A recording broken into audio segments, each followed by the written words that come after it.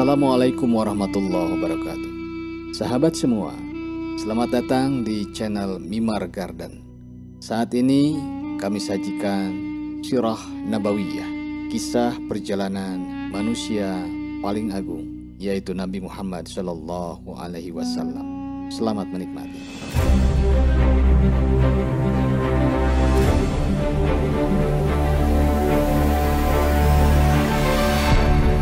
Kerasnya siksaan dan tindakan yang menimpa Rasulullah Shallallahu Alaihi Wasallam.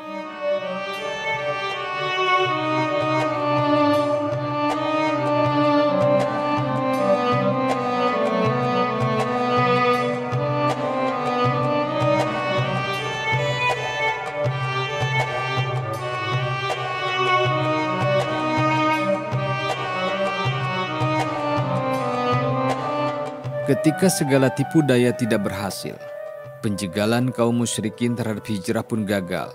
Mereka semakin menjadi-jadi, semakin keras, semakin bengis, dan semakin membabi buta, baik terhadap sisa kaum muslimin yang masih berada di Mekah maupun terhadap Rasulullah Shallallahu Alaihi Wasallam sendiri.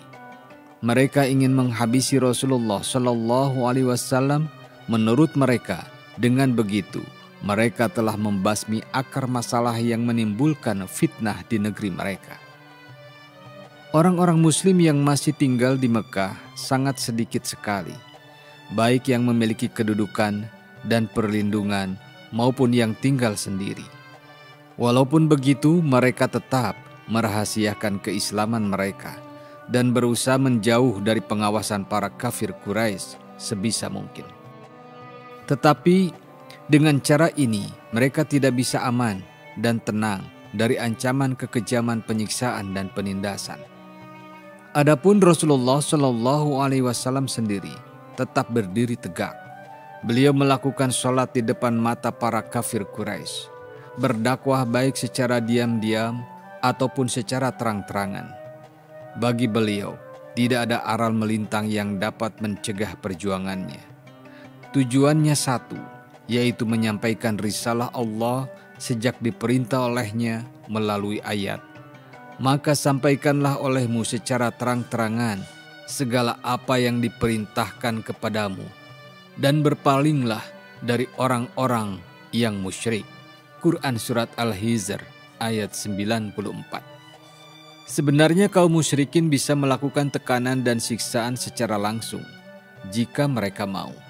Yang menghalangi mereka saat itu adalah kehormatan dan wibawa yang dipancarkannya. Di samping kedudukan Abu Thalib yang sangat dihormati, sehingga mereka merasa khawatir berhimpunnya Bani Hashim melawan mereka. Tetapi mereka mulai merasa hal tersebut tidak perlu digubris dan tidak berpengaruh pada diri mereka, dan mereka mulai meremehkan hal itu sejak mengetahui kelemahan eksistensi mereka sendiri di hadapan dakwah Rasulullah Shallallahu Alaihi Wasallam. Di antara yang kami terima riwayatnya dari kitab-kitab sunnah dan sejarah adalah perilaku keji yang dilakukan oleh Utbah bin Abu Lahab yang sengaja menemui Rasulullah lalu berkata, "Aku mengingkari ayat wa najmu idza hawa, dan ingkar kepada yang mendekat lalu bertambah dekat atau Jibril." Setelah berbicara demikian, doa mulai menyakiti Rasulullah dengan merobek pakaian beliau dan meludah pada wajah beliau. Untung ludah tersebut tidak mengenai sasaran. Saat itulah Nabi Shallallahu Alaihi Wasallam berdoa, "Ya Allah, jadikanlah dia santapan dari anjing ciptaanmu." Di hari kemudian, doa Nabi Shallallahu Alaihi Wasallam dikabulkan oleh Allah Subhanahu Wa Taala. Suatu hari, Utbah pergi ke Syam bersama rombongan Quraisy. Pada malam hari, ketika sampai di Zarqa, ada seekor singa yang mengitari mereka.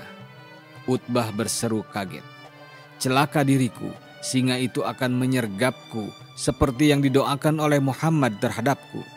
Dia akan membunuhku, padahal dia Rasul di Mekah dan aku berada di Syam." Singa itu menyibak kerumunan orang lalu menerkam kepada Utbah hingga mati. Tindakan keji lainnya adalah yang diperbuat oleh Uqbah bin Abu Mu'id. Dia menginjak pundak Rasulullah Shallallahu Alaihi Wasallam yang mulia saat beliau sujud, sehingga mata beliau Shallallahu Alaihi Wasallam melotot menahan itu. Bukti lain yang menunjukkan bahwa kafir Quraisy menginginkan kematian Rasulullah Shallallahu Alaihi Wasallam adalah perbuatan mereka. Seperti yang diriwayatkan oleh Ibnu Ishaq dari Abdullah bin Amr bin As, dia berkata, "Aku mendekati kafir Quraisy berkumpul di dekat Hizir. Mereka menyebut-nyebut Rasulullah Shallallahu Alaihi Wasallam dengan mengatakan, 'Belum pernah kita bersabar seperti ini dalam menghadapi urusan yang besar ini.' Saat itu Rasulullah muncul dan berjalan hingga dekat dengan Hajar Aswad lalu mengusapnya. Kemudian beliau melewati mereka dalam keadaan tawaf. Tiba-tiba mereka mencecar beliau dengan berbagai makian, hinaan, dan celaan. Aku bisa membayangkan hal tersebut dari wajah beliau ketika melewati mereka pada putaran kedua. Hal yang sama dilakukan oleh mereka. Demikian juga untuk yang ketiga kalinya, mereka mencecar beliau dengan hinaan dan celaan.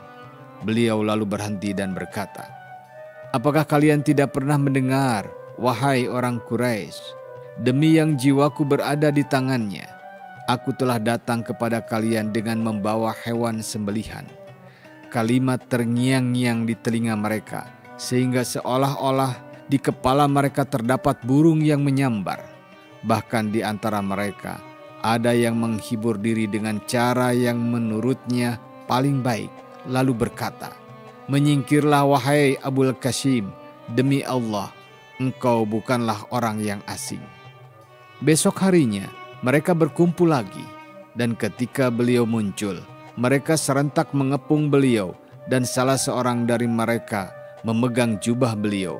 Kemudian Abu Bakar berdiri di samping beliau sambil berkata, 'Apakah kalian akan membunuh orang yang mengatakan, Tuhanku adalah Allah?' Kemudian mereka beranjak pergi meninggalkan beliau." Ibnu Umar mengatakan, itulah hal yang paling keras dilakukan oleh orang-orang musyrik terhadap Rasulullah. Dari Urwah bin Jabir, dia berkata, "Aku berkata kepada Amr bin As, sampaikan kepadaku tentang hal yang paling keras dilakukan oleh musyrikin Quraisy terhadap Rasulullah." Dia menjawab, "Ketika beliau sedang sholat di Hijr Ka'bah, tiba-tiba datang Uqbah bin Abu Mu'id, lalu dia meletakkan jubahnya di leher Rasulullah Shallallahu Alaihi Wasallam, lalu melilitkannya dan mencekiknya dengan keras.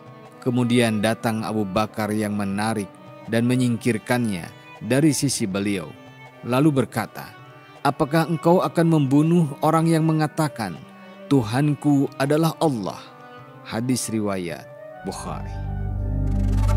Sahabatku semua, terima kasih telah menyaksikan video kami. Jangan lupa untuk like, subscribe, dan share jika dirasa video ini bermanfaat. Terima kasih. Wassalamualaikum warahmatullahi wabarakatuh.